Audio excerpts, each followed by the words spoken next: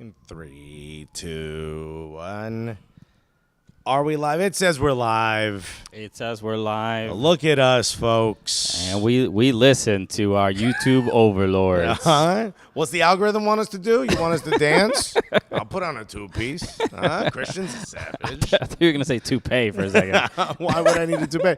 Bro, thank God I did not bring the scooter. It is looking tropical out there, folks. Rains looks like it's about to rain. You hear the police sirens. Is this authentic New Which York? is how you know it's about to rain, bro. It's our rain siren. Yeah. The police will shoot at the rain. Okay. Hey, they were asking. The rain was asking for it. No, he had a gun. The rain had a gun, bro. What's up, everybody? Shouts to everyone in the chat so far. Did we tweet this out? Did we say we're here? Did I hit record on the thing? No, you didn't. I did now. What's good? Hello, everybody. People look up. We did not tweet it out. I just did. Yeah, I was handling some other stuff. Right. All right, cool. All right. Well, we let people know. Looking like Cuba weather, bro.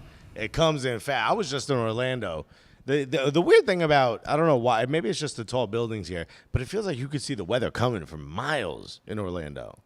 Okay, yeah. I mean, there's a lot of open space. Honestly, you're wasting it all, bro. Get some buildings, bro. Well, they have hurricanes out in Florida, so you can't really. Do you get them in Orlando? You don't get hurricanes in Orlando. Of course, you get in Orlando, in South Carolina, North Carolina, Georgia. The Uber from the airport to where I was staying.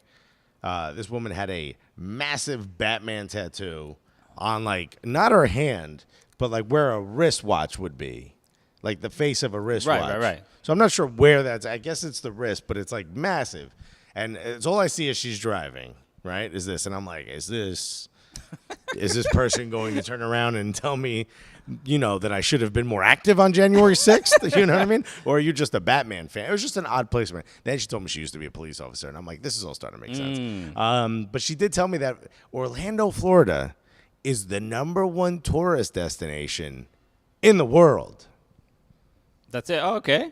What? Disney's a big deal. That's it. You've hit the end of the list. Do you know how many By the way, there's people- great food. There's great times in Orlando. Shouts to Freddie Alarcon, who hung out with us. It was great. But come on. Bro, a lot of people go to Orlando. The to question, Disney. I'm not asking. Universal. I'm not asking if that true. The question I'm asking is, what y'all doing here? That's what I'm getting at. I think you think people in the world are more cultured than they actually are. They're really not. Bro, you're going to get on a plane from the UK, because a lot of people from the UK go to Orlando. Right. You get on a plane for 9 hours for Disney? Bro, they don't have Disney. They do. They got Disney Paris. Yeah, but that's a 2-hour train ride, fam. It can't be as good as the one in Orlando. What's the difference? There's no rules or regulations in Florida. What's it? Le Mickey Mouse? Oh, my goodness. I know exactly what's going on with Chelsea and Everton. They just suck. Sorry. Shouts to Michael Raymond. We'll get to it in a second. Getting straight to the point. What's good, everybody? Shouts to everybody coming in. J.K. Trid says, boop, I'm in. Okay. Boop I is keep forgetting devastating, bro. To include that terrible sound as part of the show. But what's good, everybody? Welcome to the Cooligans. My name is Christian Polanco. I'm Alexis Guerreros. Shout out to everybody on the Meadowlark family. Hey, who I met, Mike Ruiz. That's right. You got taller than I expected. Way more muscular than I expected as well. I'm like, I really shouldn't have been as rude to you as I was when we first talked. Didn't know you were a tight end for the Miami Hurricanes. Damn, I the U. Honestly, shout out to Mike Ryan Ruiz, because one of the things I'm very impressed with, especially from him and a lot of people on Levitard show, is how much they care about so many different sports. I can't get into it. And that's their job. Yeah. More power to them. They also have to fill, like 4 hours a day? I mean, I'd probably be watching everything. I'd be like, yo, Steve sucks at badminton this year, bro. I thought I was rooting for him. I thought he was going to make the high school team. Yo, you know too much, man. And that's their gig, and more power to them. We focus on soccer, football, exclusively, and then my sports diet is also includes maybe a little bit of basketball, I'll catch maybe 1/4 of an NFL game a year. Yeah. And that's pretty much it. I'm at the Super Bowl for the chips. But What do you think is going to be in the Super Bowl this year? I'm hoping a lot more Doritos. But not only does he know about a lot of sports, but he also cares about it. He's a Cleveland Browns fan. That's a lot. Miami Hurricanes. Yeah. Florida Panthers. How did the Cleveland Browns? I have get there's in there? a whole backstory with every character on Levitard show has their own. How many arc stadiums story are you trying to go to a year? I ain't got this time. So incredible. Justin Friedberg said Christian sports diet needs to include more pizza. I don't know about that. Thank you. It's about damn time we start talking about the important things on this show. Right now on the Levitard show, they're going like these cooligans. They're involved in too much pizza. They're having the same conversation.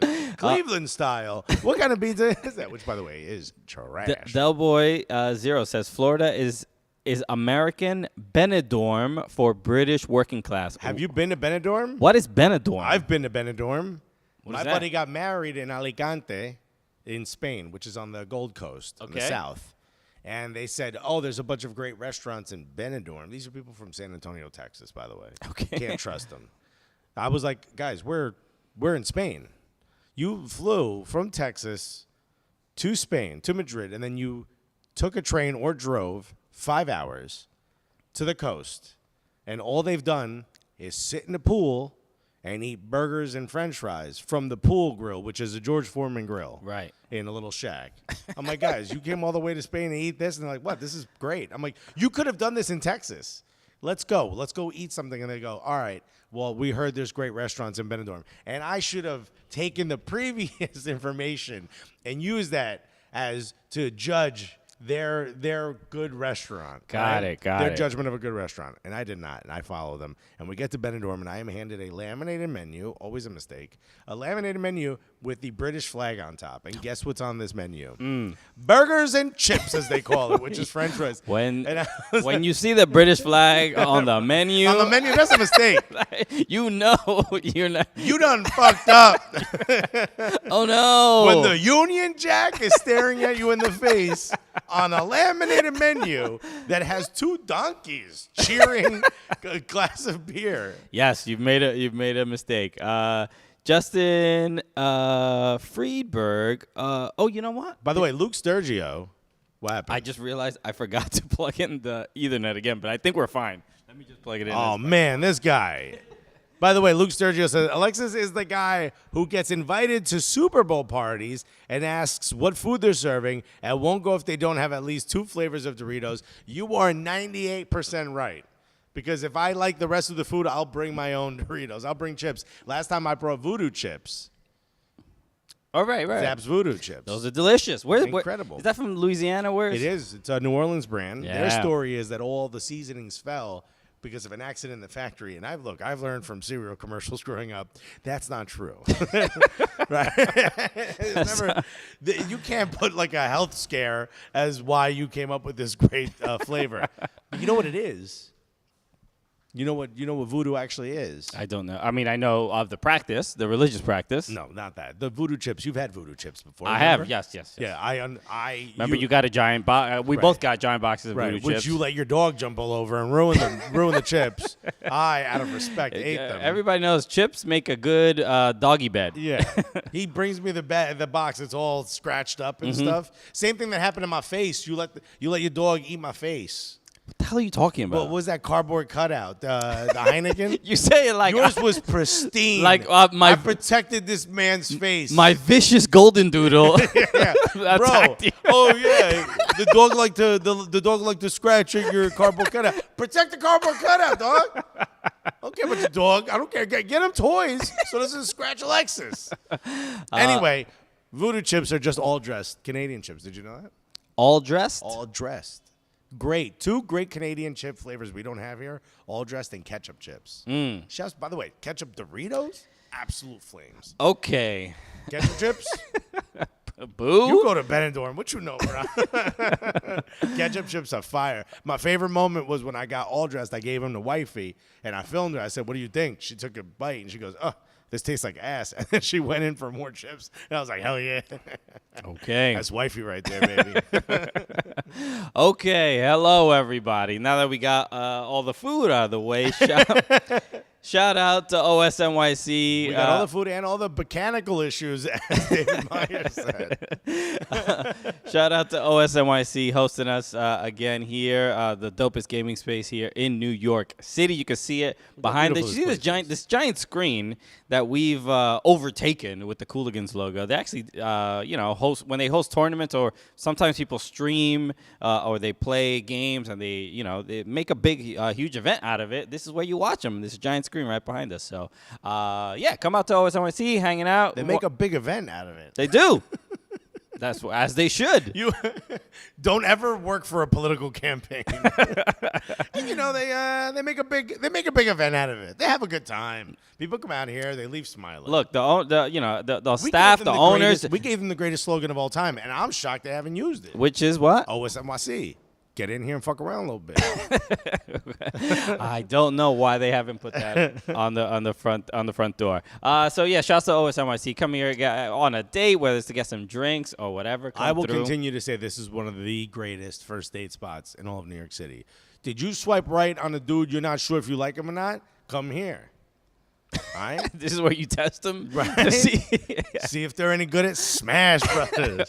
What's your COD game like, bro? You got that big COD energy. Hey, let me see that COD, my G. Okay, you know what we got to talk about? Clearly we haven't been on first dates in a very long time. No, I got no idea what you do. You play mini golf, and then you go to college with her, and then marry her, bro. Do that. That's my advice. Yo, Desus and Miro broke up. Yeah. They started after us. They did. Did they start after us? Or at least the show started after us. Their podcast may have started before us, but well, here's I don't what know. I didn't know. Did you know that they were put together by Complex? They weren't actual friends? I could see that they're like Menudo, bro. No. They knew each other from high school. That story I don't believe.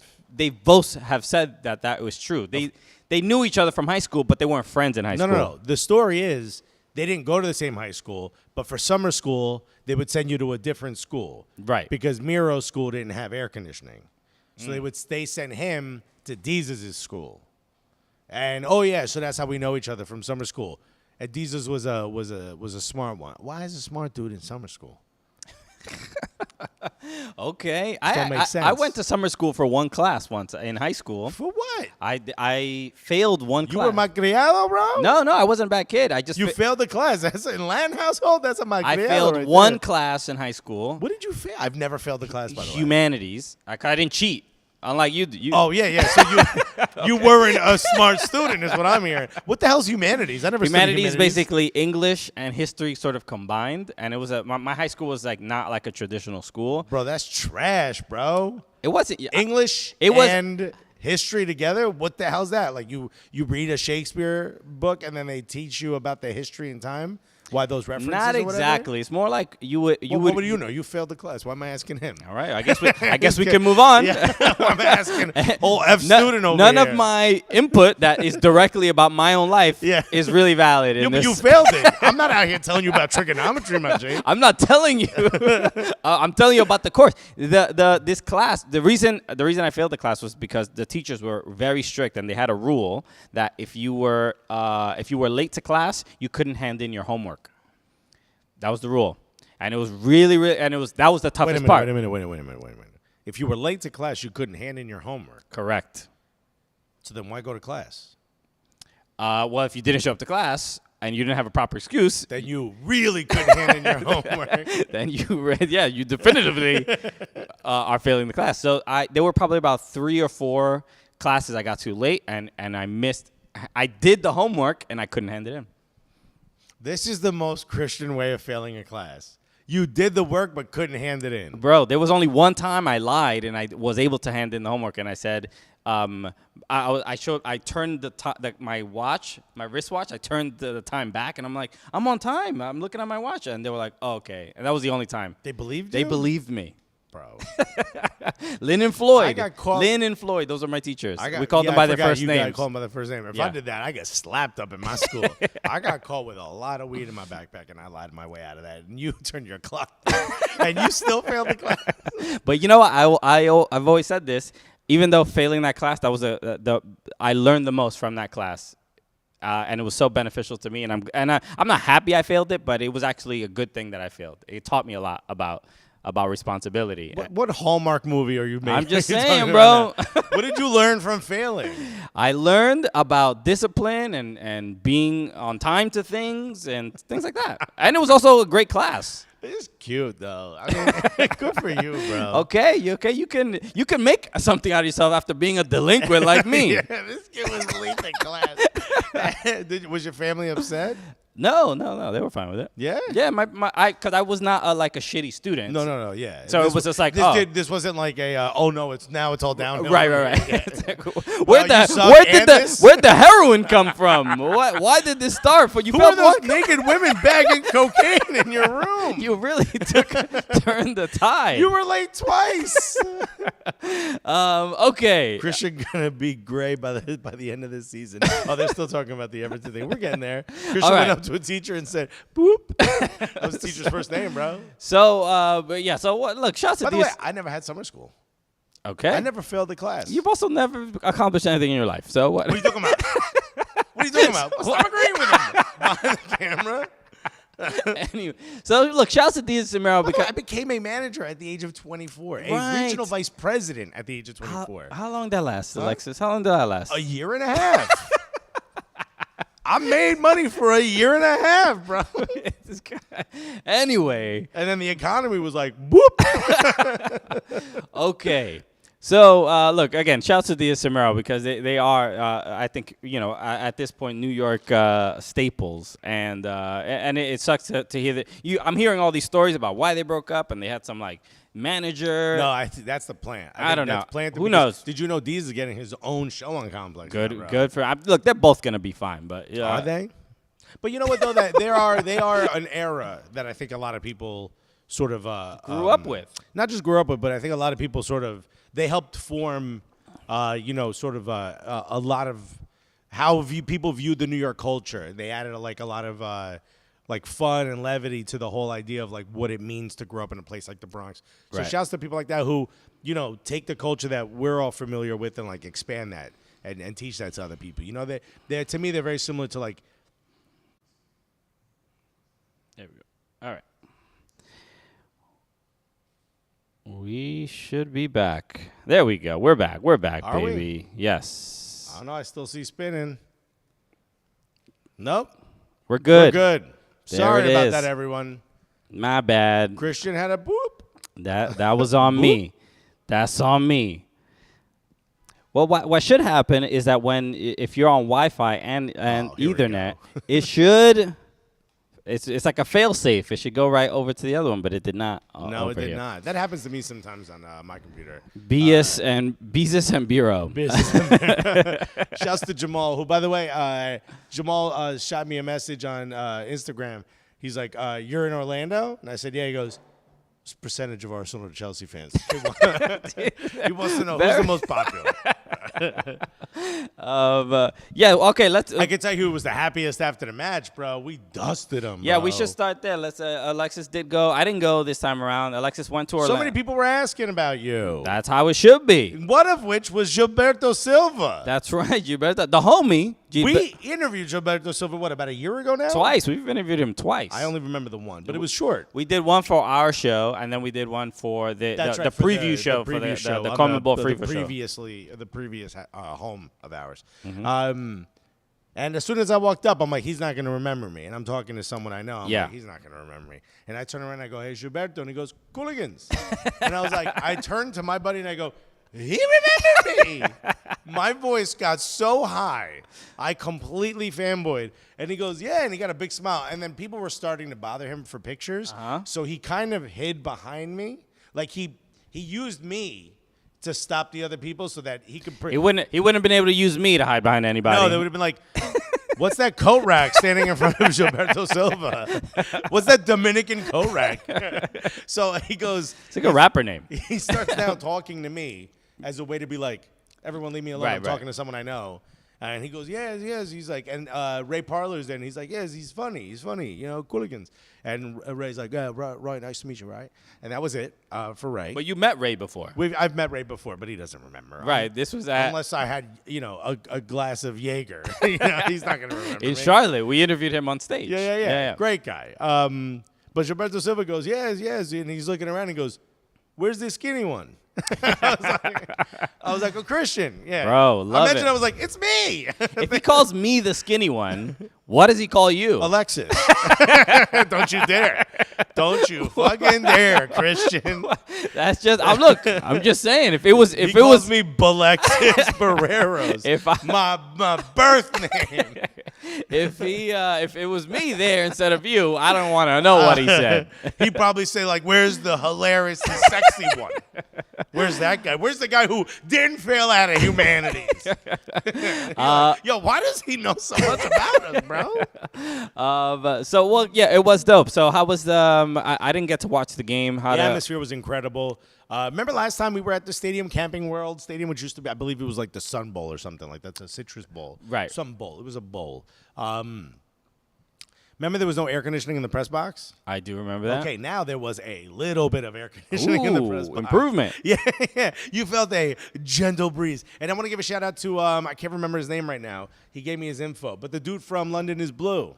Oh, okay. He was there. He's the homie. It's like 3 guys. Yeah, but the dude from Kansas City was there. Okay. Yeah, we were having a great conversation. We got to do something with him. When one of our teams plays that's right. Chelsea, we got to get back on that show or have him on that show. Great dude. We talked a little bit. He's like, let's film something at halftime. I was like, absolutely. And then I went downstairs. I'm like, I'm not going back up there. I have air conditioning now. And I completely forgot. By the end of the match, I was trying to message him, but then I got. Damn, Alexis, big timed out some Chelsea, big Chelsea pod. I'm like, yo, you lost 4-0. I can't be doing content with you, bro. So more like Blunden is blue, bro. Yes, I'm proud of myself for making that joke.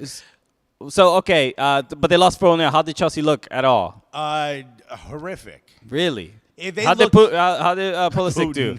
What did Putin say? Huge fan, obviously. The important stuff. How did Pulisic do? He got booed.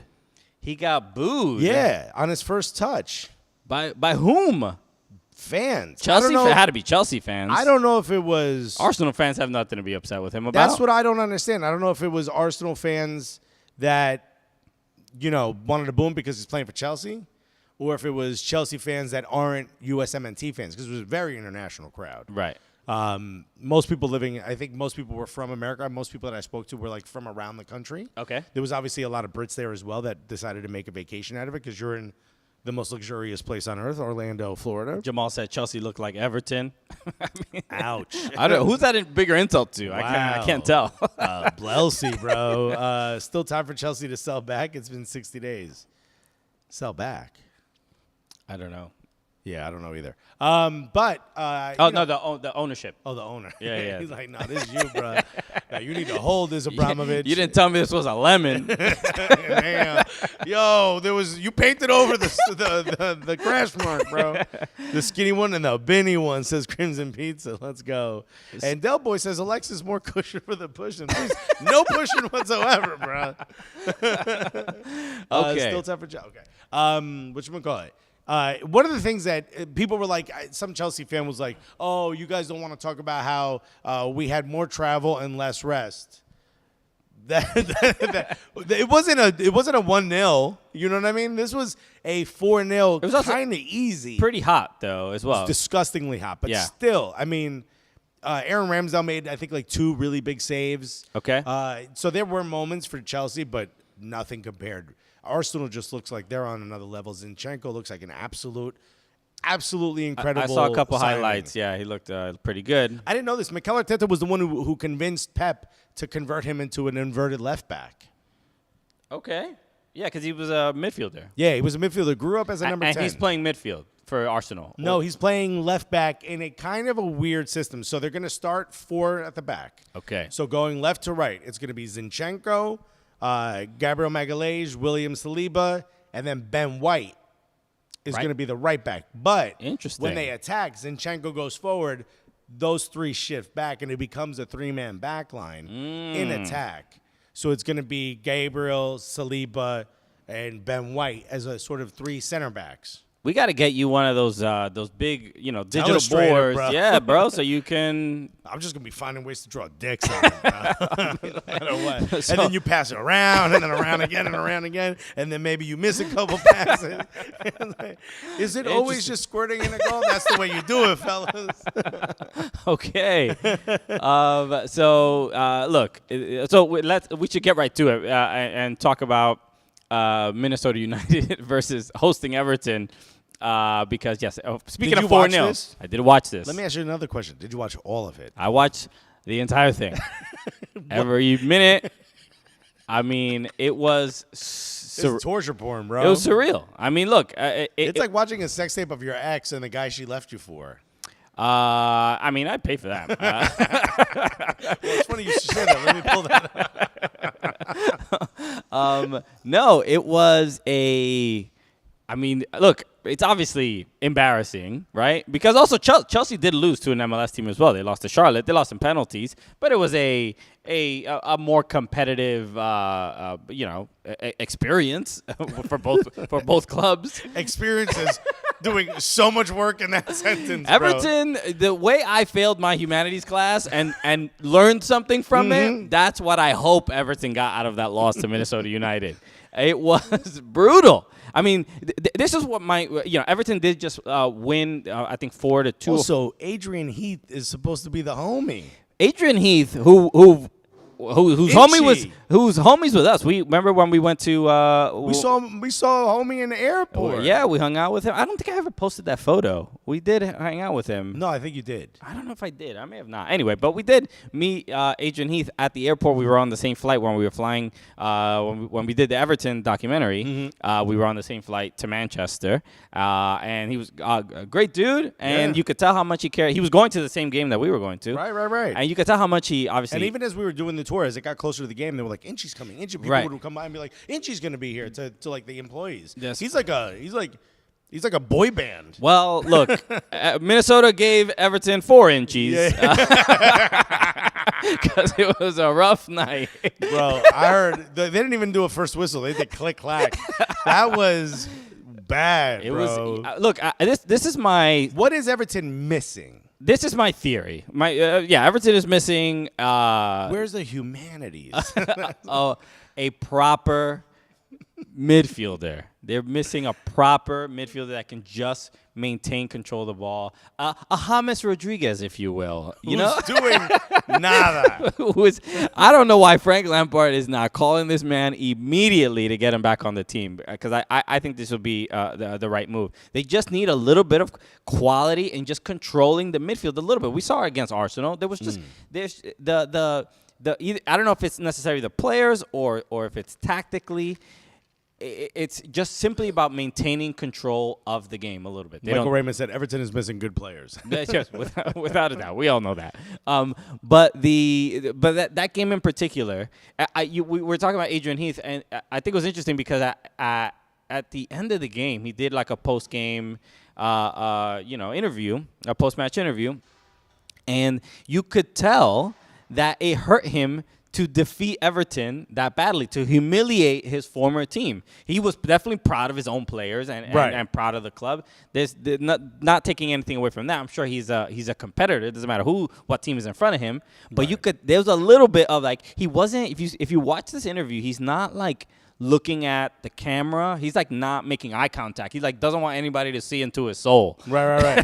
He caused his beloved club a lot of pain. Yeah, and I think it was without a doubt, if it's the slap in the face that Everton needed, fine. But hold on, I want you to elaborate on that, because the part of the question that we posed is what the F is going on, and part of that, the next level, is what needs to be done. Now, at the Arsenal match, which by the way I think it was Justin Freeberg who said, I forgot Alexa, who said at the game until I called Freddie, after the Hartford game, and I heard him say "ear" in the background after Freddie returned, screamed my name into the phone. Oh, nice. So yeah, I was there. And your boy was drinking a little bit, but as we're all sitting there, everyone's talking about Chelsea having lost in penalties to Charlotte and Everton having lost 4-0. And everyone's saying, oh, I don't think Tuchel's going to make it to the beginning of the season. I don't think Lampard's going to make it to the beginning of the season. Now, Tuchel probably will because it's not the same Chelsea. It's not Abramovich saying fire him every 3 weeks. He hasn't gotten a chance to disappoint the ownership yet. Yeah. It's coming. But Lampard does seem like maybe there's a possibility a change gets made. I wouldn't. Should they swap? Lampard, you go back to Chelsea. Little club swap. We go back to. Look, guys, throw your keys in a bowl. Right? The owners go to the party. I think because of the energy and motivation that the emotional experience of Everton's end of the prior season. I think Lampard has a fair amount of time, but realistically, and a lot of people have made this complaint. It's just like I think Lampard is trying to play tactically the way he would play at Chelsea with Chelsea players, and he does not have Chelsea players. So I think he's asking a little too much of with the style of play from the players that he has, and a lot of people have made that point, but. It's I don't see him leaving anytime soon. I think he's going to get a real shot. I think more than anything, the Everton needs they need a stable home for a little bit. They can't have mom dating 12 guys in 1 year. You know what I mean? The kids don't develop an emotional connection to these men that are coming in and out of the house. What are you the soul of that guy who died in Atlanta get in your body, bro? I'm just saying you need some stability. Okay, so I'm going to name, these are midfielders. Yes. At Everton. And I need you to tell me if you think one of these guys. This is not even the updated. Because Decore is gone. Yeah, there's a lot of people gone over here. Okay. Fabian Delph is still with the team. He is not. No? He could have done it. With this name, I don't think we can even mention. He's definitely not on the team, yeah. You already know what I'm talking about. I ain't going to say it out loud. Anthony Gordon is still there.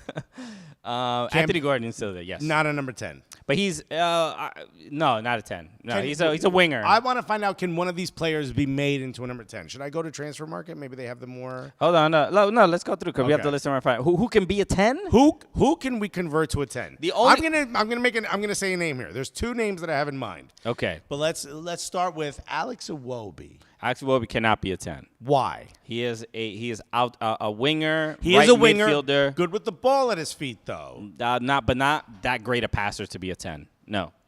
Dele Alli. Dele Alli could be the 10. He's the only one I think technically capable of doing it and doing it at a decent level. But he is out of all the 10s in the Premier League, he's not high up on the list. Who's currently your number 10? Who's currently playing as your number 10? I think it's does Damari Gray kind of fall back? Damari Gray, winger. He's on the left. It would be Decore. Decore would be the 10. Abdoulaye Decore is still there. Oh, is he? Yes. I thought he left. No. Okay. Fabian Delph left. Alan is more of an 8 or 6.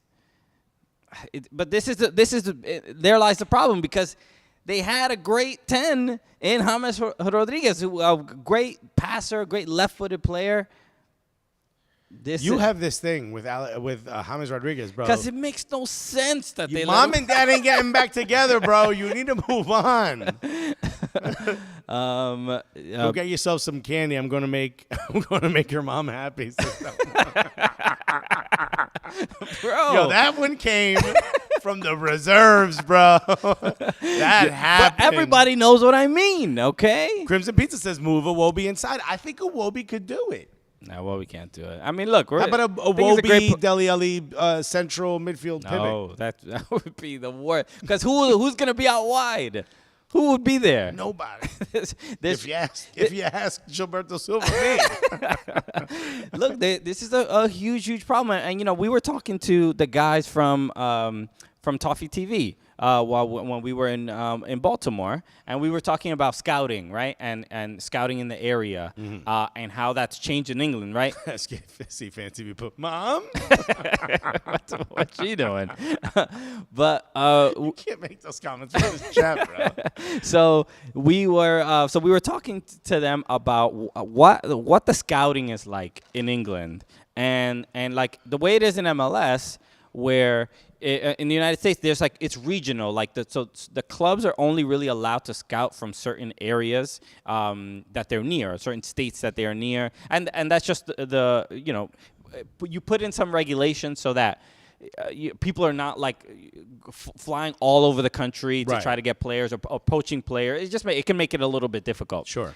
But in England, it seems to be that those regulations are not really there. So I say this to say that the problem Everton probably has as well is like the fact that every 4 or 5 years you'd get a couple decent players, like just coming through the ranks in the academy. A couple players will make it through. And Everton, didn't you sell like Lookman? Adamo Lookman left. Would he not be helpful right now? Didn't you have someone else that you sold? Everton sells a lot of players, but I would say that the fact that there aren't, like, Manchester City has like a Phil Foden who came through. I don't know originally where he's from. I think he's a Manchester kid. Okay. Yeah. But Everton has to compete with Liverpool for scouting talent, and the fact that more but even if all you got was Liverpool rejects, you still should have a pretty good squad. I don't think so. I don't know. I don't think that's. I mean, who knows? You don't know what talent you have or don't have. Every kid that gets dropped from the Liverpool Academy should be welcomed into the Everton Academy. I don't know. It's a frustrating situation that you would again. I think you would think every couple years there'd be 1 or 2 decent players that can become stars, and Everton just doesn't have that either. I don't know if it's luck or there's something in the foundation of how the club is run, even from an academy level, that they're not developing players to become stars. It's hard to explain, but it kind of just shows. Look, it just kind of just shows the there's more hurdles than simply the 11 that are on the pitch that day. This feels like you're making a lot of excuses, though. They are a team that has never been out of the Premier League. They are a team that was perennially top 10 for a long time. Mm-hmm. You can't now say, well, look at all these things that have gone bad because you had one really bad season. And it looked like a second one is coming. So I'm going to ask you, give me 2 changes you would make before the season starts. If you were Christian. 2 changes would be Everton. Which obviously is the owner of Everton. His last name is Everton. To never play 3 at the back. Always play 4 at the back. Who would be your back 4? Right now, I'm going to say Dele Alli. At left back, Vitaly Mykolenko. Mm-hmm. Then Tarkowski, Mina, and then Tarkowski's a beast, bro. He is. And then, but he's also coming from a team that was relegated. So it's not to say that he's going to solve every problem either. You were half a point away from being relegated, bro. But I'm saying. Don't be throwing stones, old glass house Christian.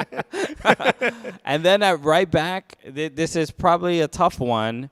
I guess I would probably go maybe Ben Godfrey.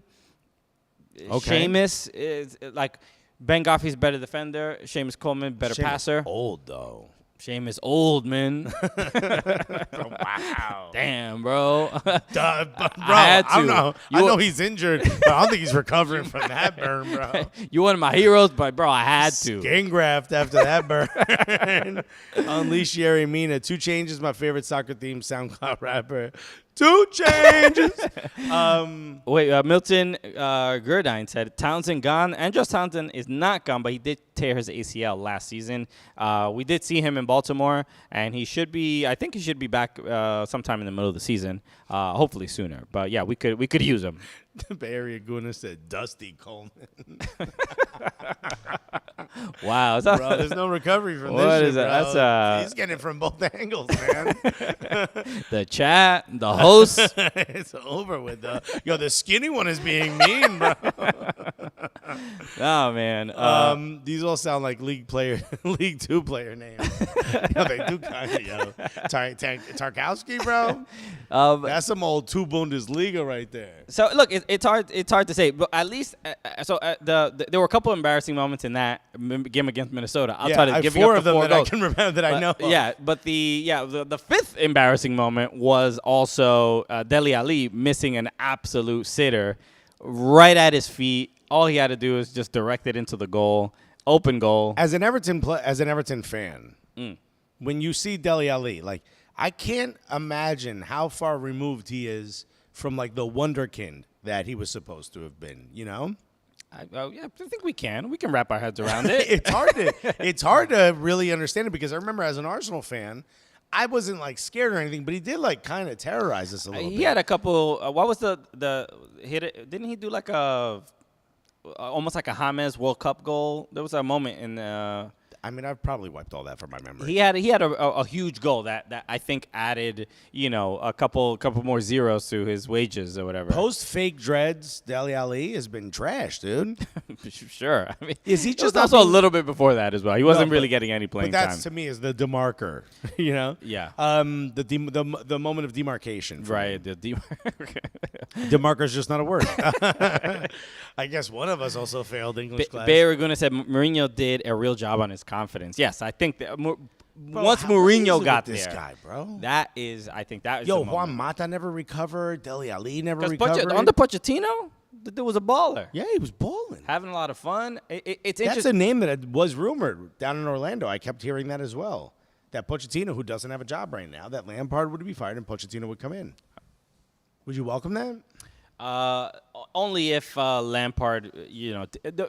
My main issue. It's not even about Pochettino. It's not particularly about Lampard. It is the constant changing of managers. I just think this is becoming. But at some point, you have to cut your losses. They've cut so many losses. Look, it got the decisions they made got them to the point where they survived. Yes. Big Dunk is gone, so he ain't gonna be a caretaker, right?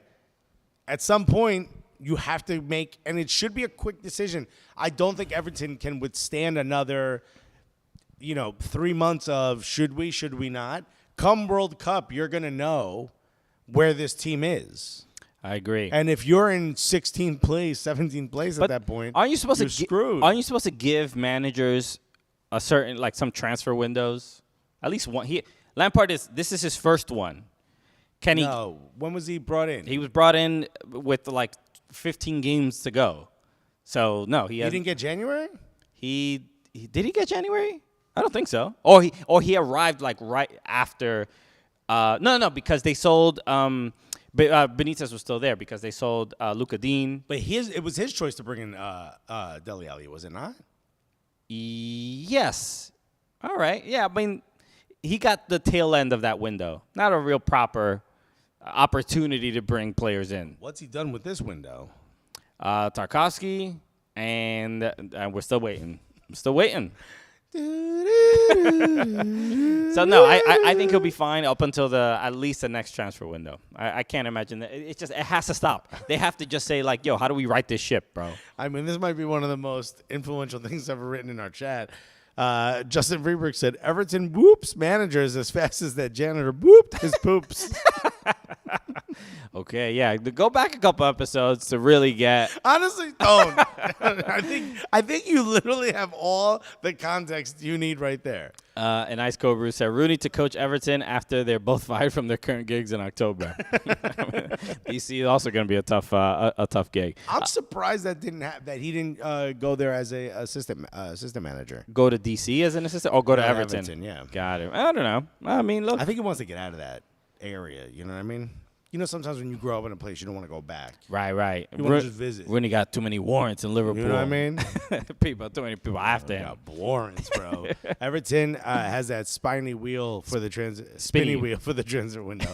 It's still spinning, bro, because they only brought one player in. Let's talk about Tuchel. Do you think? See, now that Chelsea doesn't have that sort of like fire a manager every few weeks thing, it still feels like. It still feels like Tuchel shouldn't have much more of a leash. Towards the end of the season, they started to falter a little bit. Obviously, they survived it. But this guy, if you're Chelsea, you need a manager that's going to get you over. You need to be able to get above Liverpool and City. This ain't it. I would say, like, year after year. Like, so it's the Chelsea way. They win by firing. This is, look, I don't know what the exact, maybe people have a certain, like, preference of how to if I was the owner of a team and I wanted to hire a manager, look, whether this is me thinking not cutthroat enough, I would give my managers an opportunity to manage and see how far we can get. He's had a season and a half. To me, that does not seem like that much time when you compare it to look at Liverpool, look at City. How long have they been there? Sure, but they were progressing in a plan. Same thing as Arsenal. Mm-hmm. They're progressing forward through a plan.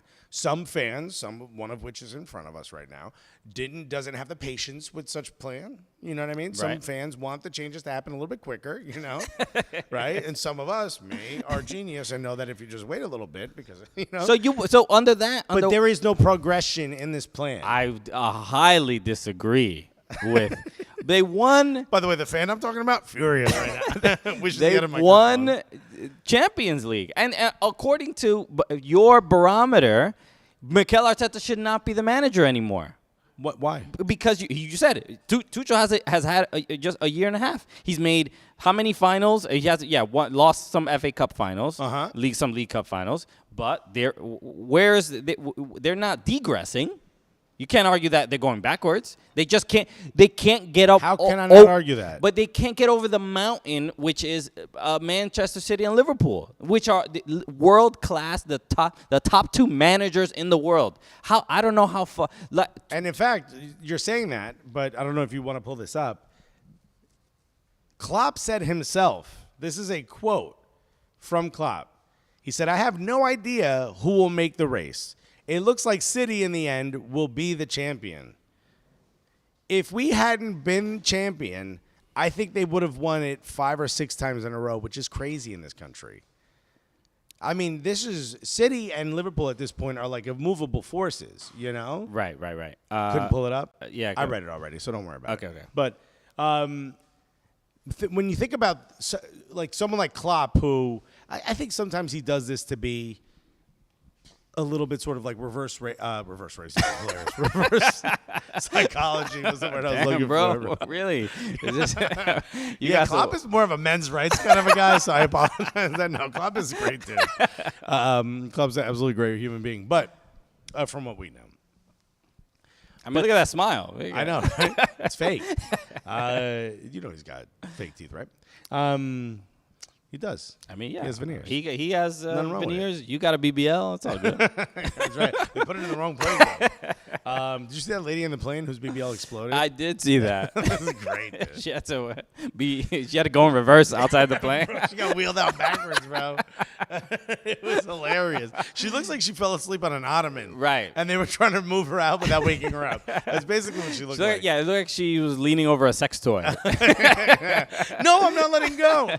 Just a reminder, not yet, at least. to anyone, if you plan on getting a BBL, you need to chill. You gotta rest for several days before you fly back home. You can't get right back home. People gonna know you got it. I know you're trying to get back before you think anyone's gonna notice. Exactly. Okay. But anyway, I forgot what we were talking about. Now, here's what I think is wrong with Chelsea. Towards the end of the season last season, they didn't play well, right? Mm-hmm. And then the beginning of this preseason, they're getting dusted by a team that they were better than last season in Arsenal. Right. But they also play. I mean, it is preseason. I mean, how much weight are we putting into these matches? Do you want to go through the starting lineup? I answer my question first. How much weight are we putting into these matches and these results? And I'm going to answer that by telling you who played in this match. Okay. For how long? How's that sound? Go for it. Okay. So the match against Arsenal, their starting lineup was Timo Werner up front. Just behind him was Kai Havertz, Mason Mount, and Raheem Sterling. Behind him was Conor Gallagher, who they were begging to get back because he's so incredible. I remember that. Did you see the penalty against Charlotte that he took? Conor Gallagher, bro. Jorginho, You got Reece James, Chalobah, who I don't know what. Chalobah got bit by a radioactive Harry Maguire, bro. I don't know what's going on over there. You got Thiago Silva, and you got Emerson. Right. And Mendy in goal. This is who you started. It's also That squad is no joke. I agree. I mean, Arsenal squad ain't no joke either. Sure. Mm-hmm. We're talking about a relatively team with some relatively new players in it.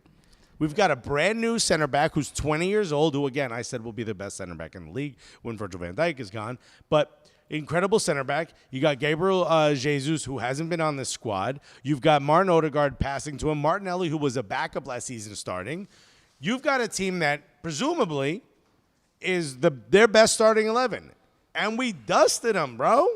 It's preseason, That's dog. it. But I'm It's saying, preseason, bro. But even at the half, people in the VIP section, with their pinkies out, like how I like to be, they were all saying like, "Yo, this feels like a actual Premier League match. Right. These teams are going for it." I mean, it didn't really look like Chelsea went for it. They were not going for it, bro. They look 2-0 in the first half. I don't put too much stock in wins or losses in these in preseason unless there's just straight up disorganization and poor performance, which is what I would say about Everton, especially in that game against Minnesota. Look at what Jamal said. Thank you, Jamal. Finally, he's agreeing with me. He said, Mikel Arteta's Arsenal's progress is seasonal. His project was 10 years behind Chelsea, and now his Arsenal team are on the same level, if not better than Chelsea. Tuchel UCL wins, is the Champions League win, is what has kept him in his job. If you're looking at it from the beginning of last season to today, you would have to say Tuchel is failing, or the progress is on a downward slope, and Arsenal is on an upward slope. Would you not? But I think there's two factors. Would you not say that? Yes or no? Yes, I would say that. Okay. But I don't think right there, Jamie. But I don't think the slide is that pronounced. When you're Chelsea, you're fighting for the position to be still considered in that top tier, which right now is Liverpool and City, and that's it. Top tier. The elite of the Premier League are those two. He is right now in that secondary part with, some people would say United, some people would say Arsenal. I would say Arsenal as well. Chelsea. There's maybe one or two other teams that you could argue fit that bill. It's looking like Chelsea's not even going to be in that part. Chelsea's going to be competing with West Ham. I think. Look, I don't have. There's no evidence to suggest that is going to be. That. Sure I think Chelsea are preseason. still. I think Chelsea are still above Arsenal as of right now. Until we get maybe 5 to 10 games into the season, that's what we'll see where everyone kind of ends up by the time the World Cup is around, and I think that'll give us a better idea. But I'm not concerned about Chelsea's performance in these games, especially so. Look, these preseason. Hold on, but these preseason games are in this ridiculous heat that a lot of these players are not 100% comfortable with. By the way, it would have been the same heat they had in England. It was actually cooler. But they don't. All right, sure, but it's still preseason. It's still these ridiculous conditions. Some of the players are not 100% up for it all the time. So that's embarrassing. This preseason. It is. It's embarrassing. Yes, for some. Yeah, for Everton losing 4-0 to Minnesota, that's embarrassing because it shows that the organization and the heart was just not there. They seem to have kind of been defeated, right? After like probably that second goal or third goal. So it's those are concerning. So that's why I'm not concerned about Chelsea and I'm not concerned about Arsenal, but I'm also not praising these wins. Chelsea they won against who they play, Club America. Mm-hmm. They won that game. So Club America took it to them. Very much so, as they should. So look, at the very least, Guillermo Ochoa was out here trying to fight people, bro. The games they've been entertaining. They're here for a. The best thing Chelsea has coming up is their first match of the preseason of the regulars of the Premier League season is against you. Okay, it's against Everton. That's the best thing they have. Well, Everton beat them last time they played. Woo! Okay. Smoke. What do you think the final result's going to be in that? Based on what you've seen so far in the preseason, what do you think the result of that match is going to be? I mean, an Everton loss. I not having Richarlison, there's no replacement yet for these key players. I don't know if it's about, even hearing a player like Zinchenko that was rumored to have gone to Everton, but ends up going to Arsenal. Who knows what you know how like a lot of the agents leverage interest from other teams to try to go to the team that they want. Sorry. I just read a funny comment. Okay. But it goes counter to what you're saying, which is Barry Agunas said. I'm pretty sure no one is trying to get blown out in front of 63,000 people. Of course. Yeah, that's obvious. Yeah. That's obvious. But even if you do get blown out in front of 63,000 people, what does it really say about how you are as a team entirely with this one game? Well, here's what I think preseason in matches. 90-degree heat. Here's what I think preseason matches are important for, is to test what your tactics are.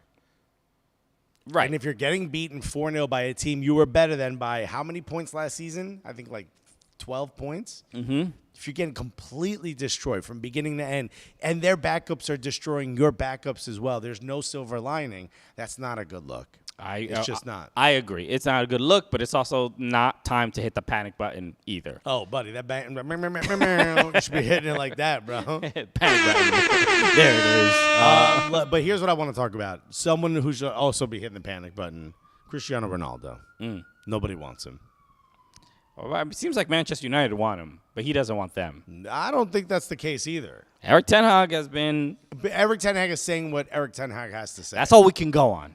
Okay. We're not inside the minds or inside a boardroom when they're making this decision. He's saying Jamal, Michael Raymond said Everton's tactics are losing. Well, then it's all going to plan, dude. Did you hear the latest rumor? Is that he knows he can't get sold because of his wages, right? Mm-hmm. And because Manchester United probably will want a lot of money for him because of the bad PR that goes along with selling a legend, right? Right. Again. The rumor is he was going to get loaned to a La Liga team. And that team is Atletico Madrid. Oh, yes, I did hear that. The fans have started a petition because they don't want him. Right. Now, how do you feel about that? I mean, it makes sense that they don't want him, right? He's who tortured them. Right. And it came from a rival. I also saw this. But you wouldn't do that if Mohamed Salah wanted to loan Everton. Everton would start a petition to pay for the wages themselves. I think it's with a player like that, a once in a generational player. Jamal said Bayern offered United $20 million to stop Ronaldo from calling them. For a player like that, you could understand that there would be because he was supposed to go to Manchester City, right? That was the initial rumor, and Manchester United got involved. This is all hearsay, but no. This has been pretty much confirmed. But got involved because they didn't want him going there. And what's his face? Sir Alex Ferguson called him and asked him to not go to City. You're right. Because it would ruin his legacy. Right. So look, I would say Sir Alex Ferguson, mistake. I think at this point, we've seen the Ronaldo return experiment, and it's really not made that many people happy. Has it done great for Manchester United? Maybe social media, the engagement, and the followers. 100%. I think we had to sit through a billion suits when we were there. So, look, maybe from a business perspective, this is where I think the business side and the sporting side are probably not in agreement. Where I think the business side is like, yo, my man's doing numbers. We can't just get rid of him. Yeah, but teams don't make money on shirt sales. No, it's not even shirt sales. I think everything, whether it's sponsorships, whether it's whatever deals, I'm sure financially it benefits Manchester United to have a player like Cristiano Ronaldo. What Cristiano Ronaldo did was guarantee Manchester United got into at least a European competition, right? They're in the Europa League. Without Cristiano Ronaldo and his goals, they're not even making Conference League. Right.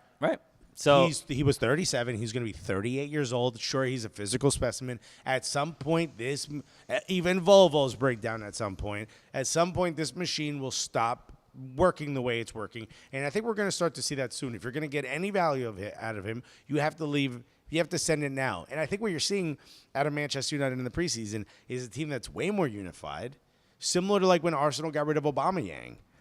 Great player, scored all the goals. I know this is going to make troops upset, but everyone loved him, blah blah blah. But what you weren't seeing as a fan was how much he was dividing that dressing room. Yeah. Now that he's gone, that's a unified dressing room. The team is way more fun. I heard from people who work at the club, they were saying the locker room is just a blast. People are having fun. The Brazilian guys are dancing. They're playing pranks on each other. They're filming each other. They're having a really good time. And it was something they hadn't seen in years, they were saying. I think to some degree you have to start to cut your losses with Cristiano Ronaldo.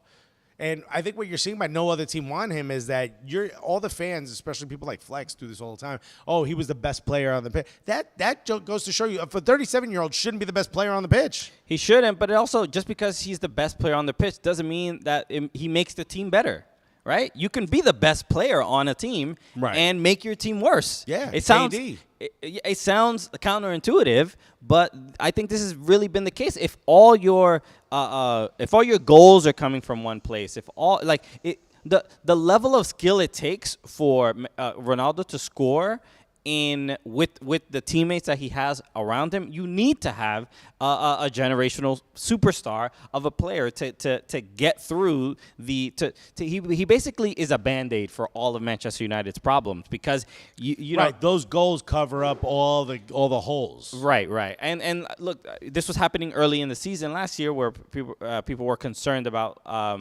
Bruno Fernandes. Bruno Fernandes stopped scoring. He just Penalties. They went to Ronaldo. Well, either penalties or but I mean, Bruno Fernandes, his first season, he was fitting in comfortably. He was getting really great goals, a lot of great assists, and that just kind of stopped happening. I mean, I said it felt situational. It felt like he just had this crazy momentum when he first got there. Bruno Fernandes is an absolute baller, and I think Cristiano Ronaldo makes him worse. I don't really rate him as much. I 100% disagree. I think he can go to any team. Well, look, even Sam, Sam's does not called me crazy. He doesn't rate Bruno Fernandes. It's just insane. I don't rate him like that. I don't think what we saw at the tail end, because he came in midway through the season. I think what we saw at the tail end of that season isn't who he is. I think. That's still not saying much. By the way, what you didn't hear is Sam said he's the best player on that team. And actually, I would probably say Sancho is a little bit better. What? Yeah. Oh, my God. I'd much rather see Sancho with the ball. This is going to be one of those clips where on TikTok people are like, what is this dude saying? These guys are idiot. Americans shouldn't talk about blah, blah, blah. Yeah. You're right. You are 100% accurate. I agree with every comment that you're about to leave. 100%. Christian Polanco agrees with you. Okay. The skinny one. Someone says, at this point, my guy needs to start doing some sit-ups. Double XL ain't working. Are you talking about me? Oh, what? Damn, please, Morgan. No one was even talking about me in the chat. You came in just for smoke. Are you talking about the Double XL magazine? Damn, Sancho is shining right now. I think Sancho is a better player than Bruno Fernandes. I think this is going to be Jadon Sancho's breakout year. I mean, we're already we've seen it already in preseason. Also, you need to play him on the side he's supposed to play. What the hell was Ole Gunnar Solskjaer thinking? Look, he's having a great time, and who's not in preseason right now? All right. Cristiano Ronaldo is not there, and all of a sudden... I've said this before, people, and I know Cristiano Ronaldo fans hate me. And by the way, if you think they're going to... No one cares about me, what I'm saying about Bruno Fernandes. All the smoke is going to come from Cristiano Ronaldo, but from us saying that they're better off without him, which they are. The problem is every player was deferring to him, and that doesn't let you really shine. Sure. Okay. I mean, if he's doing what he's doing, you're going to keep giving the ball to him. I mean, it's hard to argue... Yeah, I don't disagree with, but forcing the ball to him. I mean, I mean, there were moments which you could.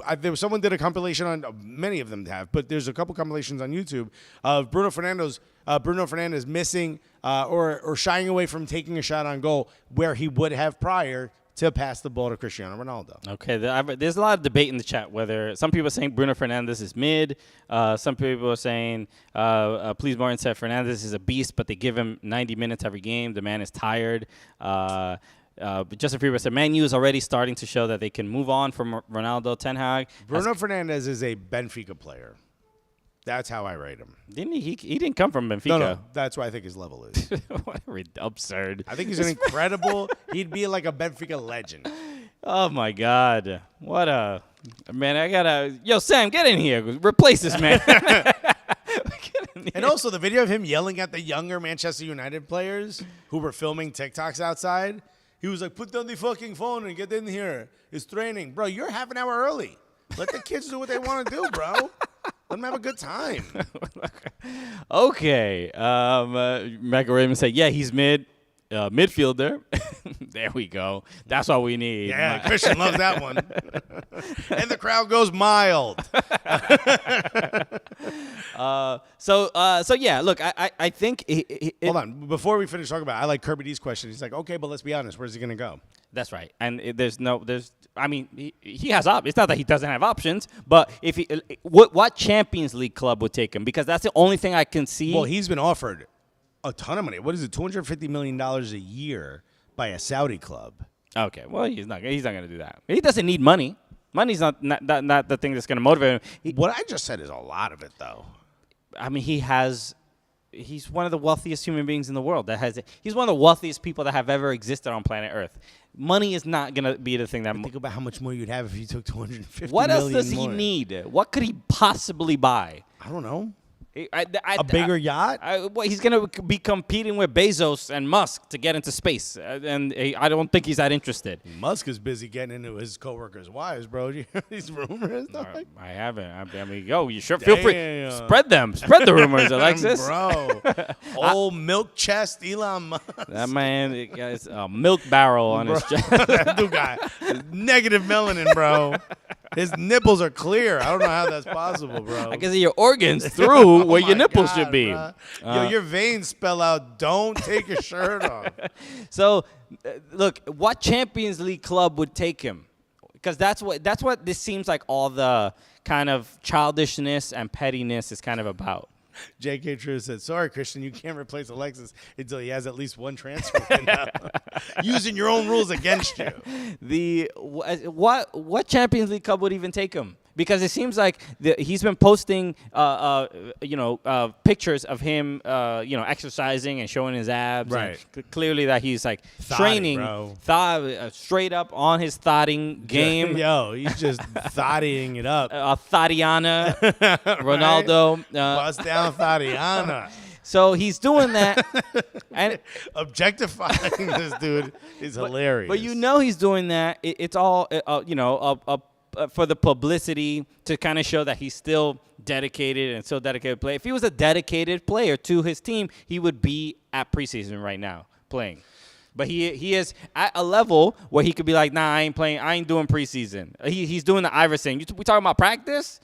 We talking about practice? And when he should be there, when the team is, struggling and not where they really need to be, how can you respect him as a leader when he is, what seems to me that he is choosing to not be at preseason? I haven't heard of an injury. No. I haven't heard of a family issue. Reason. I don't know. It. It's very obvious that he wants to get sold. That's it. So let's look at the teams that have qualified for Champions League. Bear Guna said CR7 running in Hoochie Daddy shorts. He's in the next Bobby Shmurda video. What a horrific comeback this has been, by the way. Bobby, we believed in you, man. Shouts to Rowdy Rebel. We still do. English teams that have qualified for Champions League. Chelsea, Liverpool, Manchester City, Tottenham. Mm-hmm. Any of them an option? No.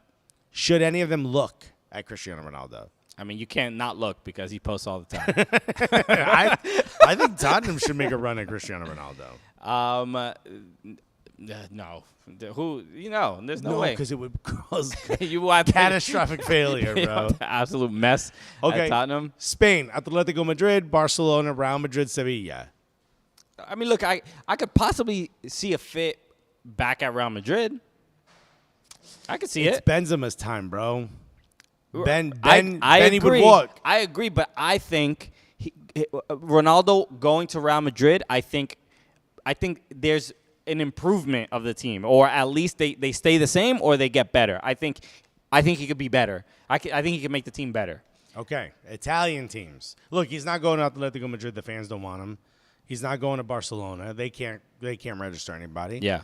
Real Madrid, maybe. Sevilla, they ain't got that kind of money, right? Oh, yeah. Please, Martin said that his child passed away. Remember, I think there was twins, and then one of them passed away.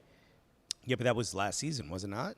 It was. So I'm just saying that might be one of the factors of why he's not with the team this season, this preseason. I don't know. I'm just saying, the rumors are swirling around that he's reaching out to other clubs. It does seem like he's doing business. You know. Okay. Inter Milan. Juventus, Milan, and Napoli. Napoli just lost. Weren't they trying to sign Dybala back, and they lost out on him? He's going to Roma. He's going to Roma. I don't. I mean, look. I'm sure he'd. Juve is probably the only one he could not go to because they were pretty clear after he left that they were not happy with how that ended. So the other teams, could he go? I mean, it would be far-fetched. Milan already has a 43-year-old in Zlatan Ibrahimovic. The oldest forwards in the game. Maybe Napoli. I mean, I think there's a. Would he make the team better? It would piss off Juventus, which maybe is why Napoli would do it. Okay. So there's obviously factors of would he make the team better? And then also, would he hurt the morale of the team? That's obviously one of the concerns. Right. So I don't know what the state of all those 4 Italian teams is exactly. So it's hard for me to say. But would he make the teams better? Without a doubt. Bayern, Dortmund, Frankfurt, Leipzig, and Leverkusen. I don't think he can go to any of those simply because they can't afford him. Bayern is the only one that could. On wages, you can't. They couldn't afford to pay what he's worth. So no to all of them. The next 2 countries are going to be interesting because I think this one makes the most sense, but it'll never happen. Marseille, no. Paris Saint-Germain. Paris Saint-Germain would. I mean, the spectacle alone. It would be. Now the what's his name? The sporting director, I can't remember his name. The Sheik has promised that the glitter era is over. The Hollywood era of PSG is over. They want to focus on bringing in Parisians. They don't want it to be a traveling circus. But circuses make money, bro. Could you imagine? Could you imagine Cristiano Ronaldo on this PSG squad? Neymar, Mbappe, Messi. Be fun. Cristiano Ronaldo. It'd be fun. Who starts where, dude? It'd be ridiculous. So could they do it? Should they do it? Should they? Obviously, look. Would you do it? I would not do it. No. Okay. Not if I want to win. Okay. I mean, if you're talking just the way you were talking about Liverpool and Manchester City being the elite, elite managers and teams in Europe, you can't expect to be taken seriously. And bringing in a player like Ronaldo after the way you're already running the club and the amount of money you're spending, you would think financial fair play would come into play when you have Neymar, Mbappe, Messi, and financial fair play is what they're following. Bro. You would think somebody would be like, "Hey, maybe we should look at the books." Bruh. What you mean you ain't got no books, bro? How you doing this? Venmo? Why you got a chimney at the stadium burning stuff? Bro, it seems like your shredder goes directly into a furnace. This doesn't seem like a smart move, bro. Man. What about this? Portugal. Porto and Sporting Lisbon. Isn't which club did he come from? Sporting, right? Sporting Club de Portugal. That would be the only one that I think is the out of all the clubs you mentioned. It feels not the most likely, but the most it would make sense from that emotional perspective and him coming back. And this is like a pretty standard thing. A second year of he's coming home. Right. Coming home. It's common. So you kind of you see these stories a lot.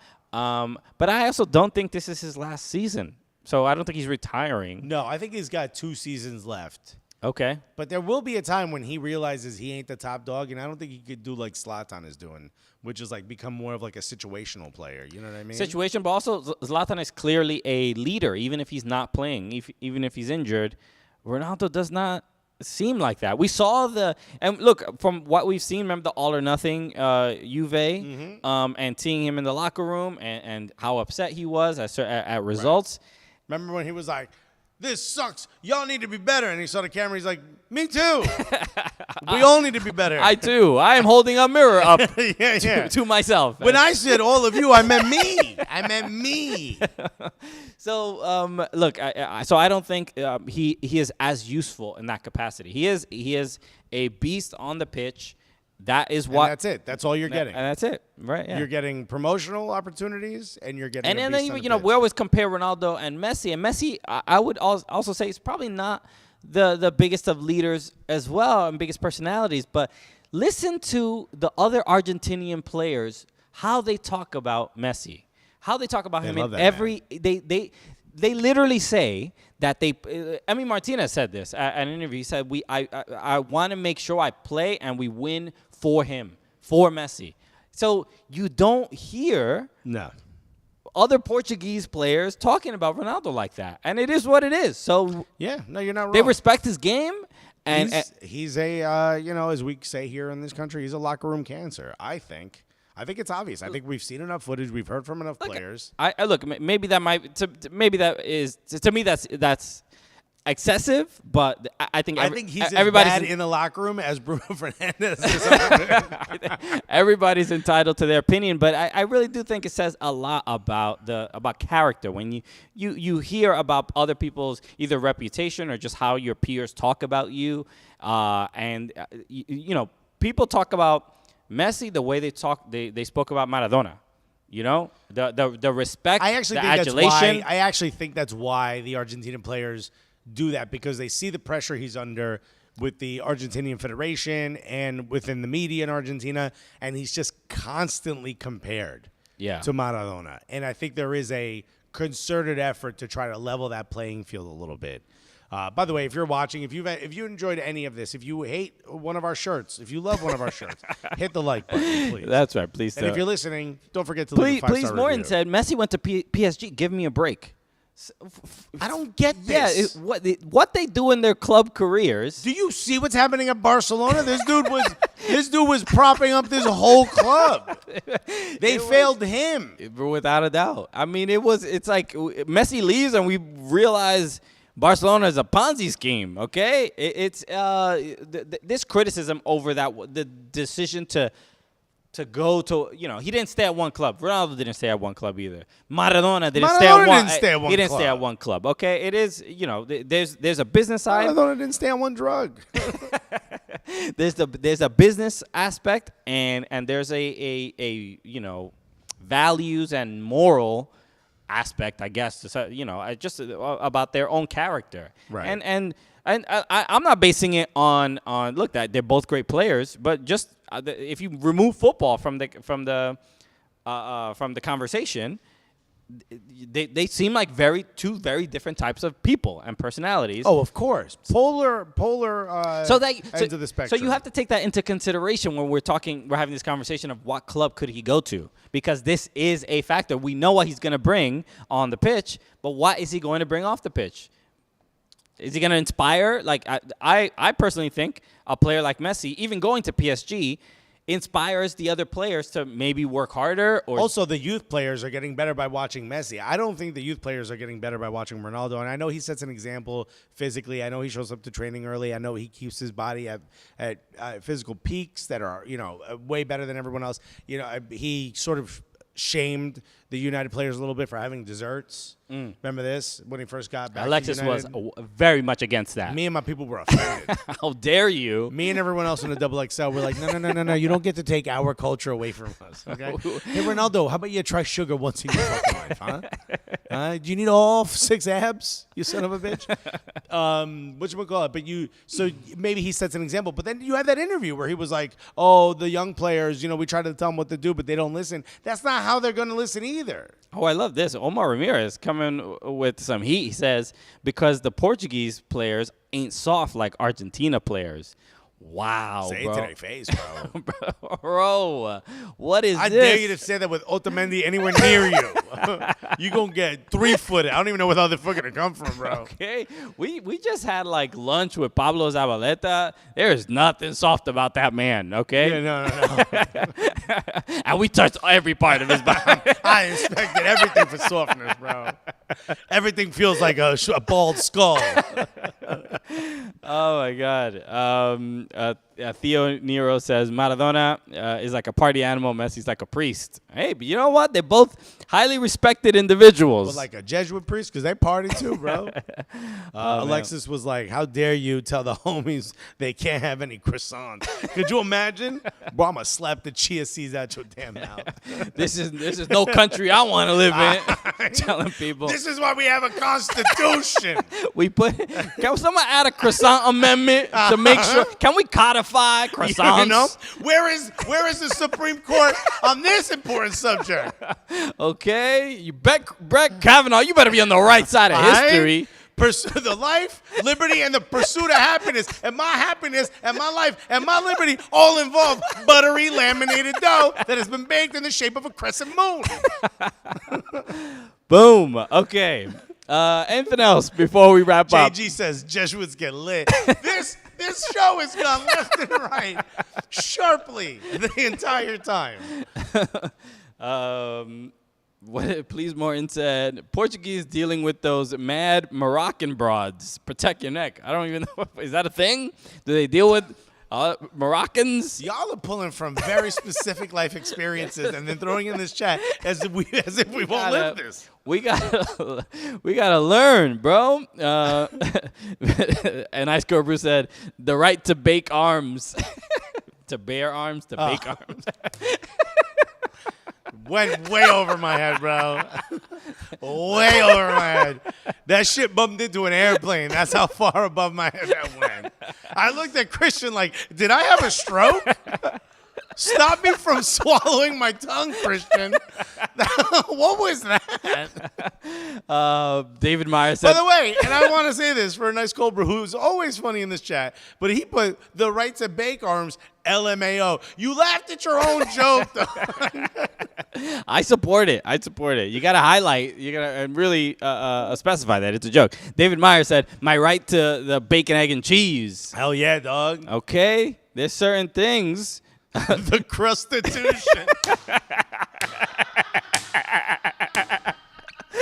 Del Boy, thank you. We gotta pin that comment. The Constitution.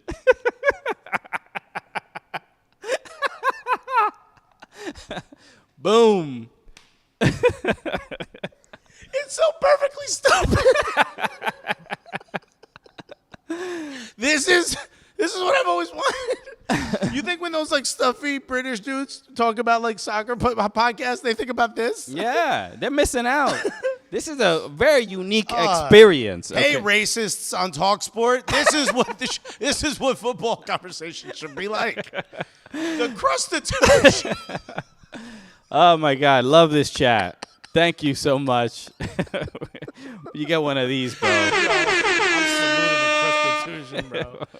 The most flexible document ever written in history. All right. Actually, I forgot to mention this earlier. Speaking of this chat, I wanted to give a shout out to Camilo Garcia, who's sometimes in the chat. Might be here now. I saw him earlier, but I played in my Sunday league game yesterday.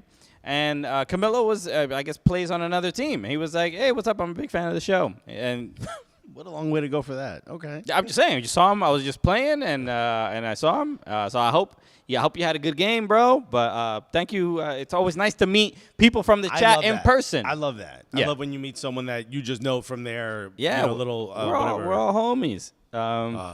Okay, Kirby D said we've reached the point in the show where we are lost but can't breathe because we were laughing too hard. Yes. This is Cena Ratcliffe said, used to bartend a yearly Jesuit party. Those dudes get absolutely wavy on the communion. Yo, that's it. The Jesuits are getting exposed.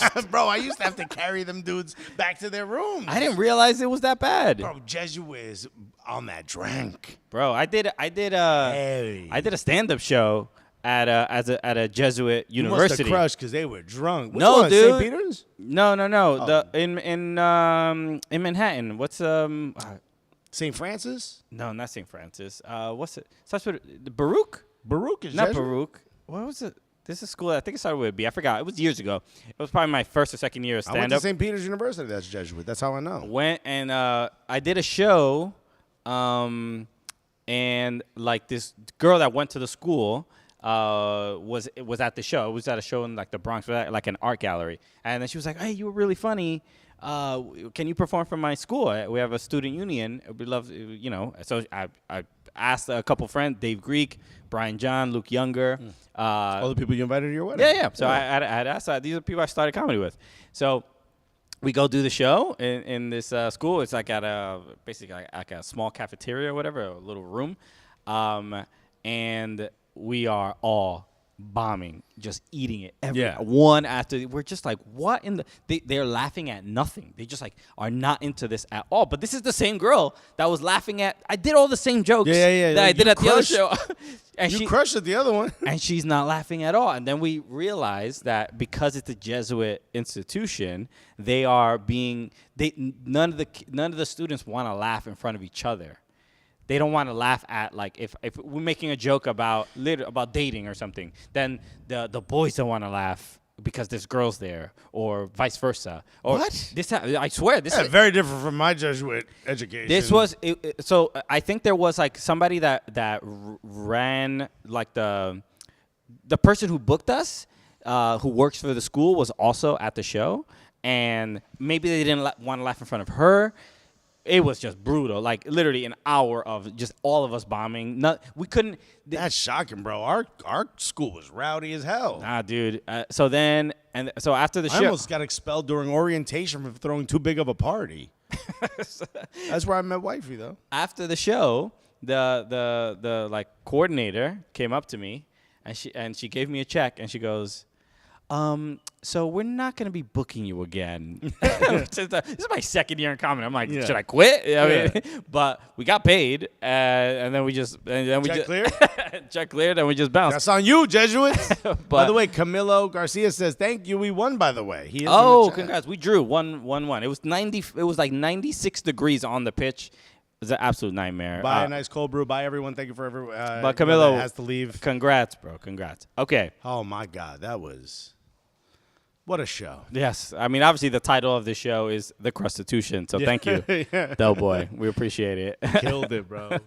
All right. This has been awesome. If we had nearly like 50 people here. Hit the like button if you haven't yet. So please do that so more people on YouTube see this. Hit the subscribe button if you have not. We're steadily gaining and growing on YouTube. Yeah. We're getting there. We're making movements. Some videos, will do okay, and some will get us a lot of hate comments about bodegas. Bring it on. A lot of incels have found our. They really have. Let them. Anti-bodega bro video. Very much so. So, but pretty funny overall. So yes, if you haven't yet, a couple things coming up. Join the Patreon. If you haven't, we have a couple things coming up. We should do a no cap recap this week. We're also going to MLS All-Star real soon. We'll see you in Minnesota. So stay tuned for that because we might have some news for something going on there. And, join the Patreon because we're going to be dropping this week the interview with Tom Davies of Everton Football Club. And people on Patreon will have first access to it. So patreon.com/soccercooligans. Join today. And we've gotten a couple of new that we'll do this in a minute. Yeah, we have to give some shout-outs to people who have joined recently. Got to show the love. Come on, huh? Shouts to Jake. That's all you put. Jake. Love you. Little sus, but thank you so Love much for you, joining. bro. But I do see the icon, the avatar is It's the Save the Crew. It's a Columbus Crew. Yeah. So Jake from Shouts Columbus. to Andrew Barber. Shouts to Jason S. Glunt. Okay. What a name, bro. Let's go. Glunty. Glunty. Shouts to Gab Lajas, who I thought was already in there. No, Gully Squad originally.